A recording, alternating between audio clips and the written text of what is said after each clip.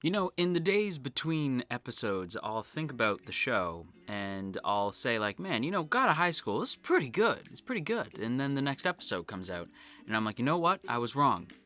God of High School is pretty damn dope, is what it is. I think that should tell you how hype I was this week. I was really hyped this week. Anyway, welcome back to another one of our weekly God of High School discussion videos. Today we're here to talk all about episode 9, Curse/Cornered. But before we get into it, quick reminder, if you haven't done so yet, hit that sub button. And if you're already subbed, consider hitting that join button. Yeah, I got buttons for days.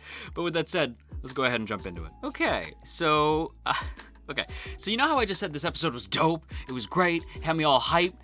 There's one character we gotta talk about. There's one thing that I was like, ooh, I didn't like that.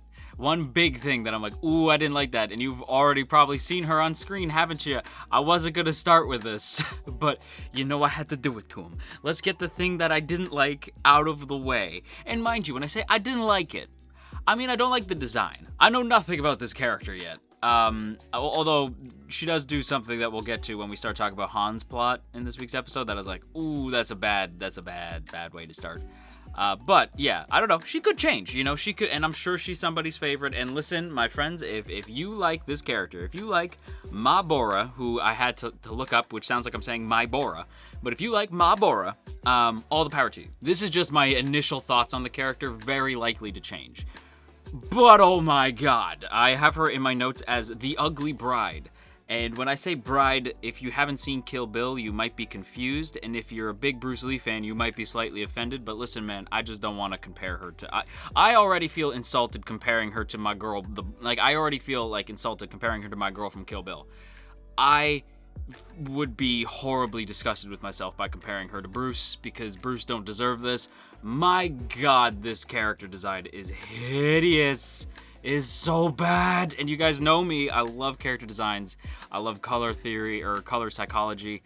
Just, no. This whole design, I was like, no, I dislike everything. Everything about this. Like, let's just start from the top, okay? Let's just start by talking about these buns. These two buns are disgusting.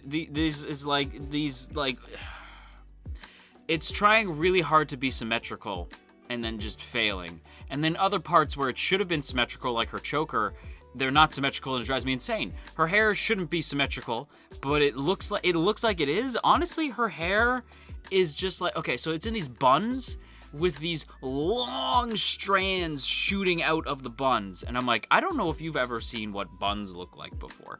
But I was like, no, this is bad. This is bad. It doesn't even look like hair. It looks like pieces of plastic that attach to make hair. Like, you know what I mean? It looks like those plushies where each hair is like an individual piece, like each part of the hair is individual. That's what this character design looks like. I shouldn't have to think about it like that. Like, I shouldn't have to look at hair and be like, that looks like individual pieces that come together like a Megazord to form something, and that's what it looks like. If you want an example of what I think they're trying to do, which is the messy hair look, and a lot of people are gonna be pissed because a lot of people always like to shit on this series, but in My Hero Academia, there's a character named Toga who has very similar messy buns.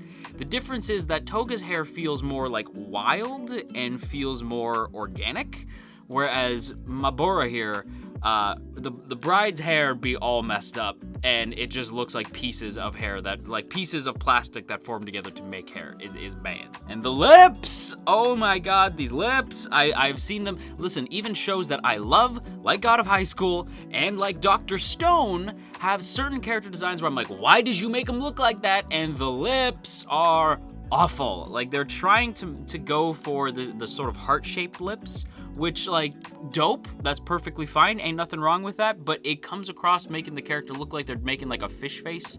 Where you push your lips together and you do the fish thing? That's what it looks like. It looks like she's about to pose for an Instagram photo. But there's no Instagram photo and ain't nobody taking this girl's picture. Her lips are in a permanent ooh. It's like she's constantly going ooh, the whole episode. It's not great. And your Spirit Halloween looking ass with these just disgusting looking Bruce, an insult to Bruce Lee's iconic Game of Death tracksuit. That's why I had to compare her to the Bride. That's why her nickname with me is the Bride. With your Halloween, Spirit Halloween looking ass, just ugh. And this girl not even matching, like she got the, like, this girl not even matching with the rest of her outfit.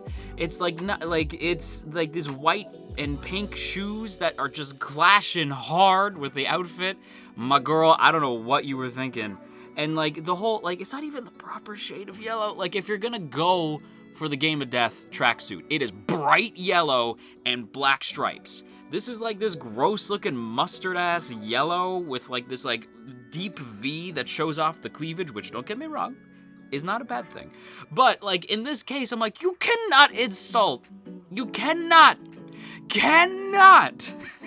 do that to Bruce or the bride for that matter. Like, listen, man, you can do homages to Bruce Lee and do it right. A great example is The Bride. Another one is Law from Tekken, where they take the Bruce Lee aesthetic and sort of like have fun with it, and Law becomes his own character.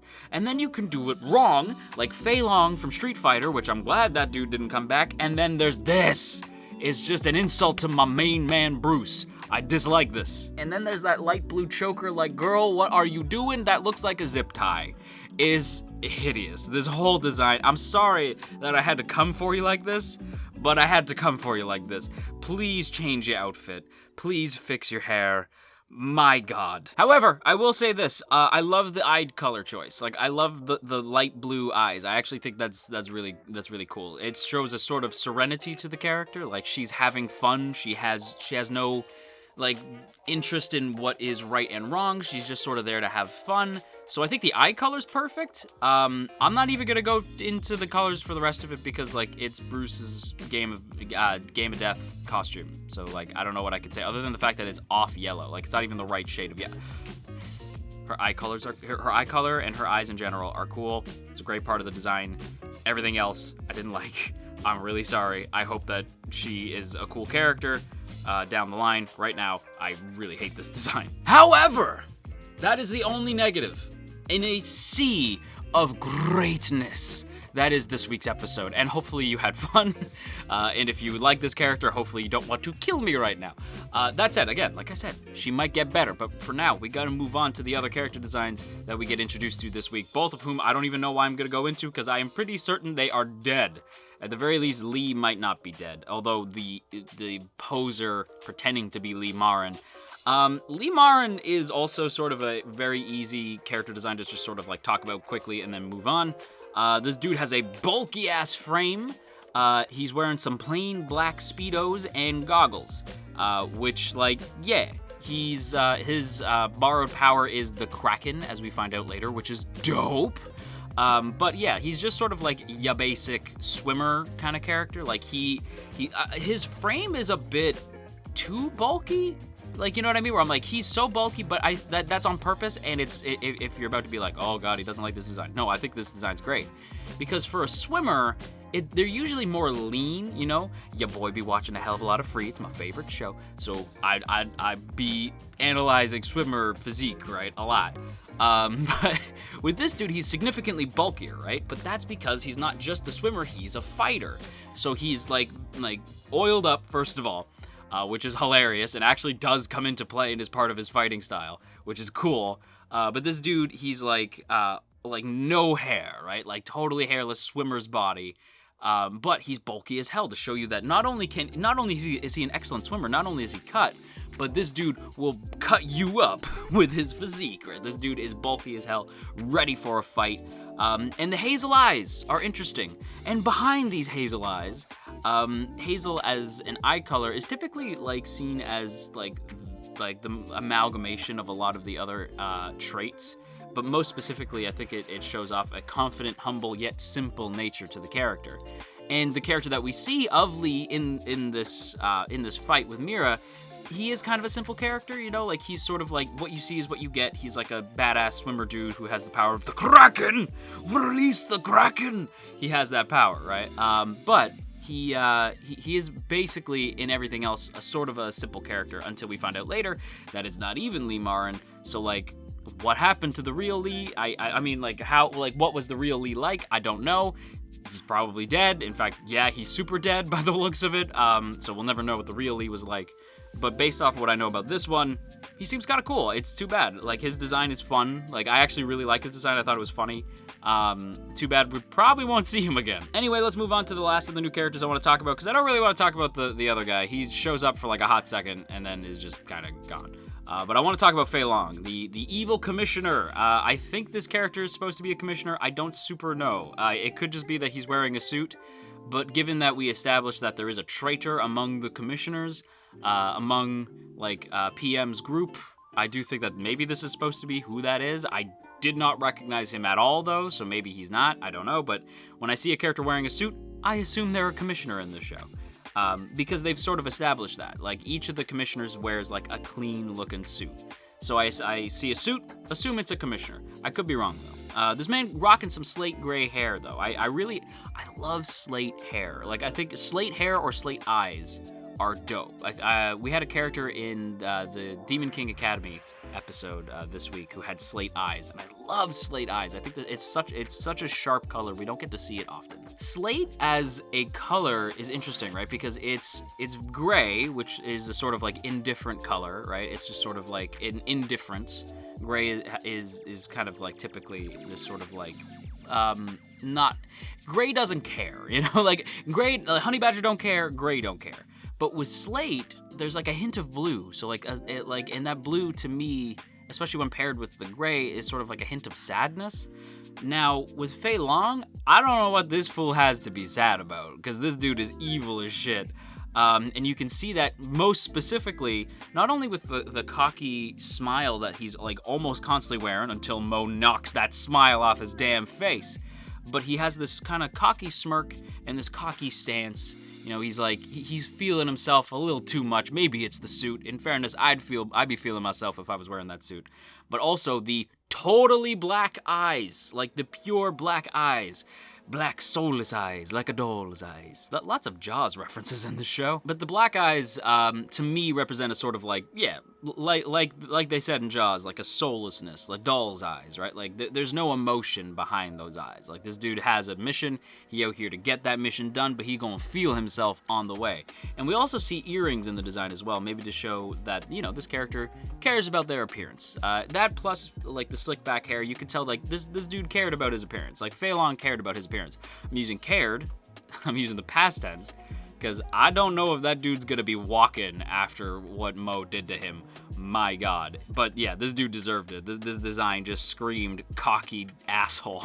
So watching Mo tear him apart, yeah, that was satisfying. But speaking of Mo, we're gonna actually get into the episode itself, talking about the individual plots. There's like 3 running plots between our 3 different characters. We got Mo's plot, we got Mira's plot, which was dope, and we got Han's plot, which is cute. Like, Han doesn't get a whole lot to do this week. But that's okay, because Han be getting a hell of a lot to do most episodes. So it's okay that Han doesn't get a lot to do. And he gets to reunite with Crazy Eyes, who I love, so that was fun. But we'll get into Han in just a sec, because we've got to talk about Mo. Mo, this week, goes off. Now, if you remember from last week, we saw that photo of Grandpa Jin looking all beat up, and we're like, oh no! And Mo wastes no time, right? This dude flies on his bike with the speed that even Barry Allen would be jealous of. Like, this dude is just flying because he's like, I gotta save Gramps, all right? And it's sad because, like, all he's hoping is that Gramps is okay, and we get the flashback that shows just how much Jin cares about his Gramps, right? Like, he cares so much. Like, Mo cares immensely for his Gramps. Like, that like, I don't want friends, I just want you. Like, I'd rather have you, don't go. And Gramps loves Mo, right? Like, Gramps loves Mori, because he's like, Mori, don't make this harder. You know, like, don't make this hard on me, man. Like, I'm doing this to protect you. But yeah, like, you just see how much he cares, how much he loves him, to the point where he's willing to risk not making it back to the tourney, but at the same time, it's his Gramps. This is a life or death situation. He's got to be there. And it, like, obviously throws him into a flurry, right? Like, he's just completely, like, distraught. And he says, like, guys, I really hope I'll make it back in time, but I don't know if I will. And Mo, like, that shows me that, like, Mo, yes, Mo is a lot like Goku in the sense that, like, Goku loves a fight, Mo loves a fight, right? Like, that's what they live for. But at the same time, they're, like, much like Goku, there are people who they care about who they'll put above that. And that is the sign of a great character where, like, yes, we know they're passionate about something, but there are things outside of just fighting that they care about. And in Mo's case, we know that he truly, truly cares about his grandfather. So, like, the fact that he's willing to leave, I thought was a great little beat for his character. Too bad that shit blows up in his damn face. And I do mean that quite literally. Mo finds Gramps, right? And he just knows. Like, I love that Mori just knows. Like, Mori feels that puts his hand on the door and he's like, this is the one. And Mo, like, breaks open the door and he finds Gramps. And when he finds him, he's totally distraught. Like, just in a panic, like, Gramps, get up, get up. And I'm like, oh, this is breaking my heart. I don't like seeing this right now. But then the dude, like, starts to turn his head, like, a little too far. You know what I mean? I'm like, ooh, I didn't know Gramps was an owl. But yeah, like, he straight up turns his head 180. And then he starts to, like, bubble up to the surface. I'm like, ew. And then the bitch explodes. Then he just explodes. This whole thing was obviously a trap, but I did not expect it to quite literally blow up in Mo's face the way that it did. And it ain't good. Mo's all messed up. And this obviously puts Mo severely on the back foot when I don't even want to say our boy, when this fool Fei Long shows up. And like I said, when he rocked up, I'm like, oh, it's a commissioner. Who's it gonna be? I don't recognize him. Like, maybe he was at the round table. I don't know. In fairness, my eyes were fixated on Q and P and O. Like, those were the commissioners that I liked the most, so that's where my attention was. Maybe this dude was there. Maybe he wasn't. I don't know. I'm sure the comments are gonna let me know. But yeah, this dude, I didn't recognize him, but he'd be rocking the suit, so I assume he's a commissioner. And he has the brass, the brass balls on this dude to call the Soul Team small fries, which is like, I've seen them take on dudes with borrowed power when they have no borrowed power and win. So small fries seems like a bit of a stretch. And methinks that pissed Mo off just a little bit.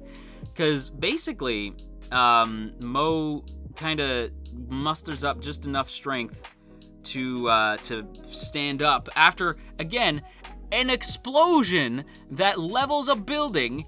After taking that to the face, Mo stands up and he's like, we ain't done here. And he gives him the pressure points, like he gives himself the pressure points to be like, I'm not gonna feel any pain for the next hour. So let's do this. And it's like, oh my God, Mo is so goddamn cool. He's so sick. This fight where he like goes up against the evil commish, it looks a hell of a lot like Neo versus the Smiths from Matrix Reloaded, but just a little bit creepier. But man, listen, it starts to go like in Fei Long's way, like it starts to go in the evil commissioner's way. And as this dude is watching his doppelgangers attacking Mo, right? He starts to sort of reflect on how Gramps actually defeated every member of the Six on his own, which is like, hot damn. I don't know if that was all at once, but if it was, goddamn. But yeah, he defeated every member of the Six on his own. And he sort of is saying like, now Mo is maybe a little bit similar, but we'll have to just take him down now before he reaches that point where he's able to do something like that. And as this fight is happening, right, as that little nugget of information is like sitting with me, I'm like, God damn, I always knew Grandpa Jin was a badass, but I didn't think he was that badass. Mo sort of like crumbles through the floor as all the doppelgangers fall on him, and he looks to his left and he sees the JoJo team. And the JoJo or Jeju, however it is pronounced, I believe it's Jeju, I don't know. The team that the Soul Team is going up against this week. He sees them to his left, and they're clearly dead, right? Like, they are dead. And the evil commissioner's like, yeah, I had my squad replace them. So, like, we took on their appearance. We replaced them. Like, this is the creepy cult, right? From, like, that we've been watching try to infiltrate the God of High School tournament. He's like, oh, yeah, we replaced them. Like, we're in your tournament. But now that you know that, as if I didn't already have to kill you, now you super have to die, because I can't let like them know that, like, we've infiltrated the tournament. But Mo's like, nah. And what do I mean by that? Well, I mean that the next scene that we see Mo, he arrives just in time to stop Mira from hitting the mat. And I'm like, hey, my boy, when did you get here? This is dope. Okay, so I take it you took out the evil commish. Would have been cool to see that. I guess we won't. Oh, no, we're gonna. Okay, cool. And it's the sickest fight, like the coolest fight that Mo's had. And don't forget, Mo fought Han not that long ago, but this fight is... It's not even a fight. It is a one-sided beat down where you get to see the sheer raw fury that is my boy Jin Mori. Like, Mo destroys these fools. Just destroys these fools. And I do mean these fools. Again, my man feeling no pain right now. My man feeling absolutely nothing, and Mo is on that ultra instinct level shit because this dude, like, just not answering questions, dodging this other guy, Han Sung, absolutely not answer this man's questions, dodging this man's weird purple attacks, looking like Tron ass attacks. Absolutely, and like dodging without even like really having any emotion on the face, which is very unlike Mo. And again, this man just be on pure ultra instinct right now. Like, this man just be feeling nothing but pain and fury. Not only do we see this man do the triple kick, I think in the way that a lot of webtoon readers wanted, because a lot of webtoon readers had said in the comments of the first triple kick, back in like episode 2, I believe. That's like, the triple kick actually is supposed to look a little different. Like, it's fine, but it doesn't look quite right. And I've seen the picture of, like, the triple kick, right? Where, Mo is, like, different colors. And I'm like, oh, that's kind of cool. They do the different colors here. Like, this time you see 2 triple kicks, and Mo is flittering between purple, yellow, and blue, like, for each kick. And I don't know if there's, like, a meaning behind those colors. I don't think so, because, like, judging off what I know about those colors, I don't think there's a meaning. I think it's just the rule of cool, which, as we all know, if it looks cool, it's all good. And the triple kick looks hella cool. I get why people wanted, like, the different colors now. I'm like, okay, yeah, that genuinely looks way better. And so we get the triple kick. It looks dope, but most impressive of all, we get not only the Blue Dragon kick, the Jin Mori original Blue Dragon kick, we get the Jin Mori original 2. Twin Blue Dragon kick. And I was like, oh my god. And this is so sick. This beatdown of Han Sung, and at the same time, we also see what happened to Fei Long. This beatdown is so impressive. It genuinely impresses members of the 6 who are watching the fight. One of them even saying, the tiger raised another tiger. And the shot of Mo friggin' mirroring his Gramps, oh, is so beautiful. Oh, it's so sick. This fight, Mo is that guy. Mo is that guy. This fight was so cool. And my friends, we haven't even talked about the Mira scene. Like, okay, so when the episode opens, we get like Mo freaking out about Gramps, right? But we also get Big Bang returning to that little segment that the nurses do, right? Where we establish that the Soul Squad, which is our squad, is going up against the Jeju Squad, which is the Cult's squad, and it's their first fight in the tourney. So it's like, oh, interesting, right? So they sort of bypass the first round. They get to go straight to the second round. And Han and Mira try to search for Mo, but nobody's seen him. And in case you forget, Han got suspended, so he can't even fight in this.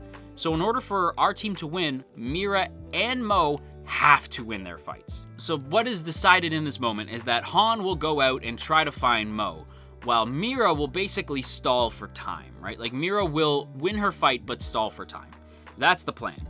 And it's interesting too, because as this is happening, best boy, our boy Il Pyo notices, like, wait, Mira's on her own. Where's Han and Mo? Right? Like, he notices, like, where's my boy my friend? Where's my buddy? And I was like, oh shit, my boy noticed. But Mira basically has to stand on her own against Lee Marin, the Marine Marvel. So he's like some kind of swimmer. Which we established when we talked about his character. But as we also established during that character discussion, my boy has borrowed power. This dude can use the Kraken. So Mira in a dangerous spot right now. And he doesn't even use the Kraken for this fight until Mira gets her own borrowed power. Mira gets the absolute shit knocked out of her for the middle of this fight. She starts on the front foot. Like, she starts in a good position, right? Like, she's not amused with this dude.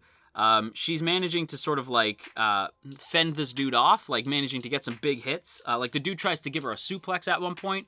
Mira uses, like, when he's at the middle of his arch, Mira then smashes him down with the hilt of the, not the hilt, with the bottom of the sword, like, gets him right in the chest, and then manages to hop off, right? So Mira's playing smart. But this dude be oiled up like he's Hakan from Street Fighter 4. If you don't know what that is, basically what I'm trying to say is that he is oiled up like he's a member of Turkish oil wrestling. Basically all of Mira's attacks just be bouncing off this dude. Not even bouncing, sliding off this guy. So stabs ain't really gonna work. You're gonna have to or slashes ain't gonna work. You're gonna have to stab.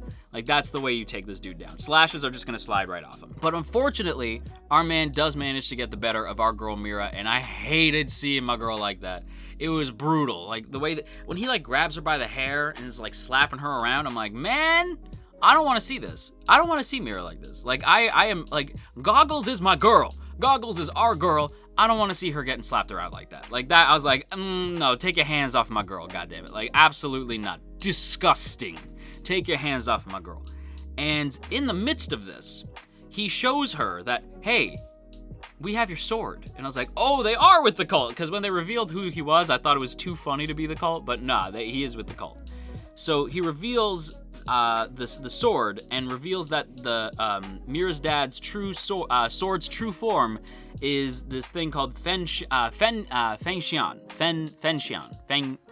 Basically, it's a cool looking sword, and the hilt is like this yin-yang symbol.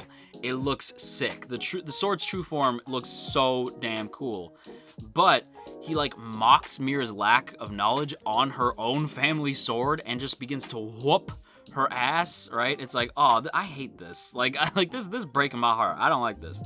And even as Mira manages to sort of struggle back a bit, right? Like, she uses her swordless technique where she, like, whips, like, some air at the people, like, at the enemy, and it sort of, like, knocks them back a bit. Like, she starts to kind of regain some footing, but it doesn't quite last.